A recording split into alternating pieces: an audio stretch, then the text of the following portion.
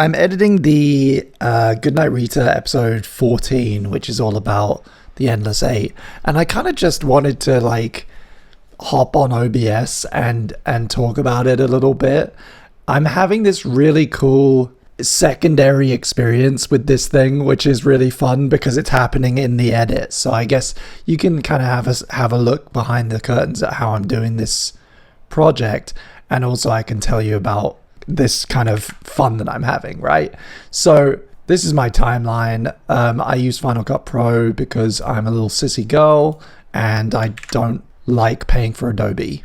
And I'm laying down my timeline here. Anything that's in a foreign language, I have to like have it open in VLC as well because it can read the subtitle file. So if there's any bit that I want to include with subtitles, I have to go and like find it and watch it and check what they say and then make the subtitles. That's fine. And then I've got my poses file.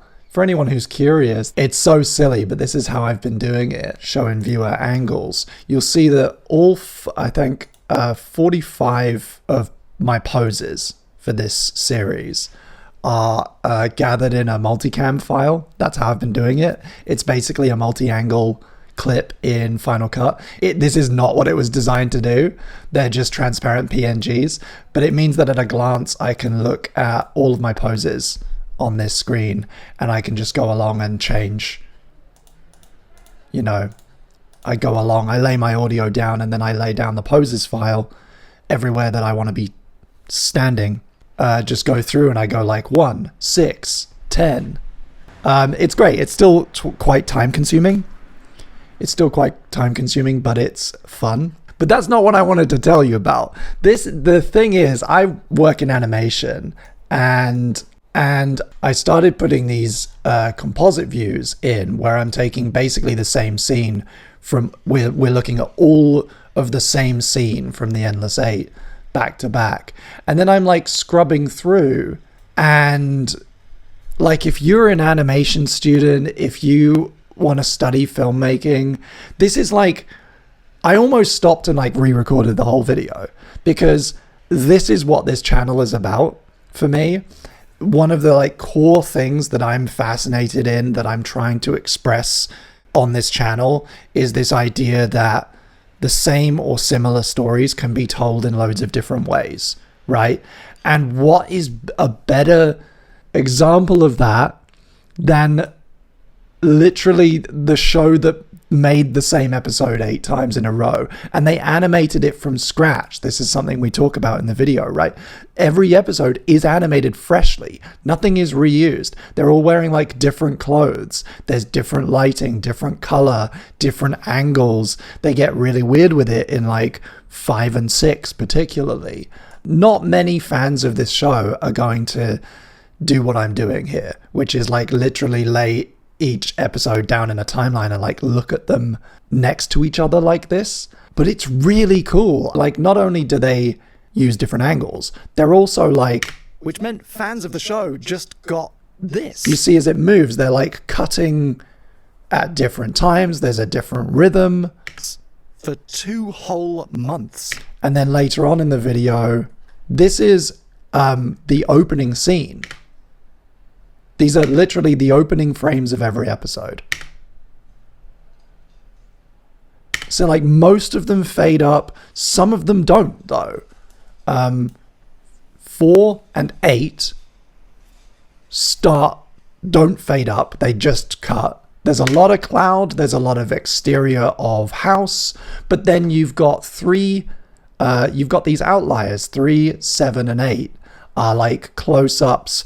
One on Kyon's face, it starts with the reflection in his eyes, and then it fades up. One is just a close-up, spend the entire time I've got here close-up on the calendar, reminding us that it's the same day, and it's an 8, and it's an infinity symbol. It's doing, it's doing symbolism, right? And then the last one is the cicada, the sound that we've been hearing at the beginning of every episode. We're like, this is the sequence where Yuki gets a mask, and she picks a mask. She picks a different mask each time because, as we learn, she's remembering. So like, she's having a little bit of fun, I guess, picking a different mask each time.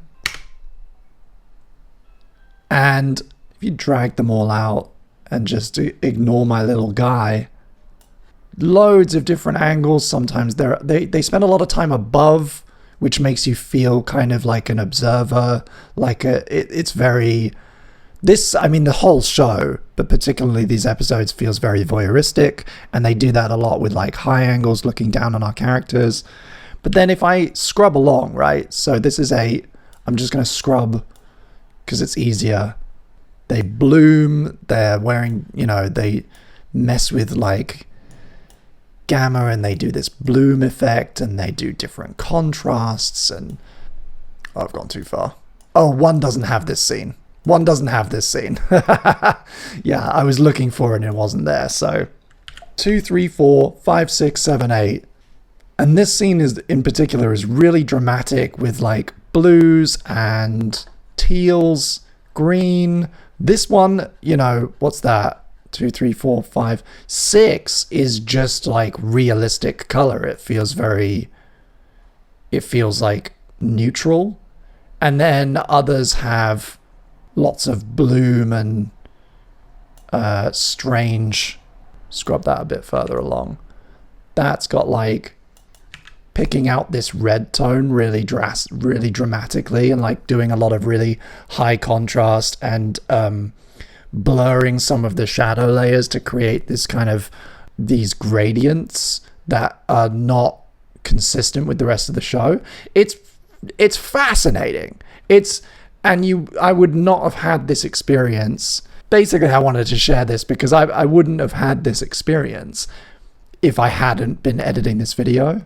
Like I said, if you're particularly an animation student, I feel like this is required reading, just to have a look at this and to look at the colors and to look at the choices being made and just watch them side by side and see all these slightly different takes on a scene that is essentially communicating the same thing. That's just really cool, and I thought you'd get a bit of an insight into my editing process, and I could share that with you. And now I'm gonna fix what I've done to my timeline. Thank you.